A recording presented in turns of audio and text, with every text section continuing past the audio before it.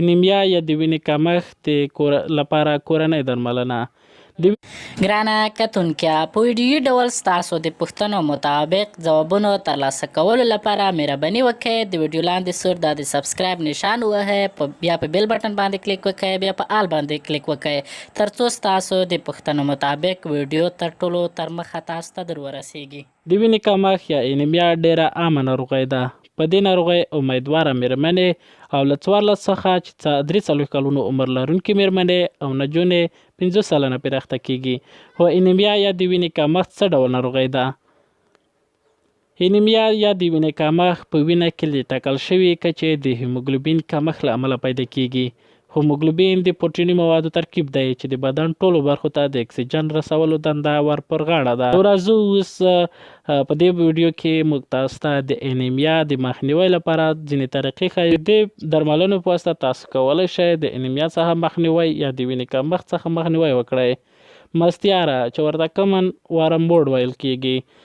مستیاري بوټی په غرونو کې وحشي بڼه زرغونېږي، وده کوي. تاسو کولی شئ په ډېره اسانۍ سره دغه بوټی د اتاریو څخه لاسته راوړئ.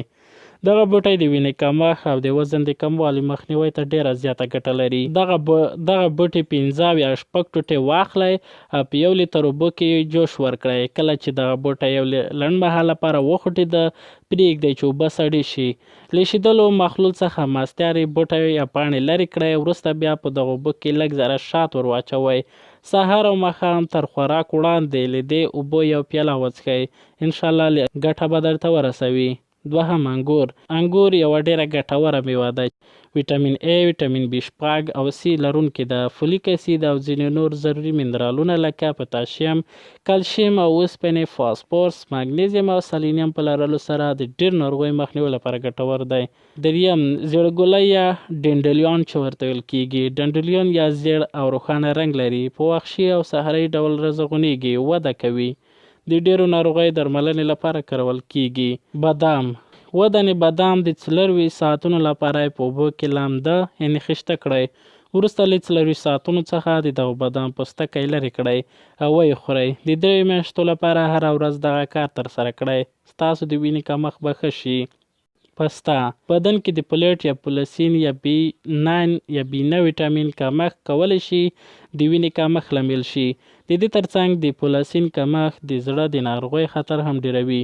نو د دې لپاره چې پسته فولیټ او اوسپنه لري، نو ځکه د وینې د ډیرولو لپاره ډیره ګټوره ده.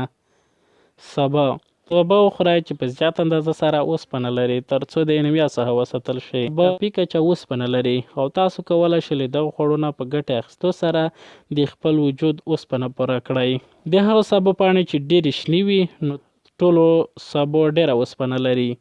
چغندر د اوسپنې غوره ښه سرچینه ده او د وینې کمښت د درملنې لپاره ډېره ګټه لري. ممیز د اوسپنې په لرلو سره د وینې ډېرېدو لپاره ډېره ګټه لري. تاسو کولی شئ ممیز د 24 ساعتونو لپاره په اوبو کې لمده کړئ او وروسته له 24 ساعتو څخه یې وخورئ. د وینې د کمښت دا ستونزه د تل لپاره په دې خوړو یا د یو مخلوط په واسطه له منځه یوسئ. د انګور اوبه، د خرما اوبه، د توتان اوبه په مساوي اندازه سره یو ځای کړئ. په هر 8 ساعتونو کې یو ځل له دغه مربع ډوله مخلوط ترکیب څخه لږ وخورئ. دا مخلوط نه یوازې دا چې ستاسو د بدن وینه ډیروي، بلکې ستاسو د بدن ستړیا او نارامتیا هم له منځه وړي. نو دا ویډیو مې د تاسو لپاره برابره کړه په دې هیله چې خوښه شوې مې وي.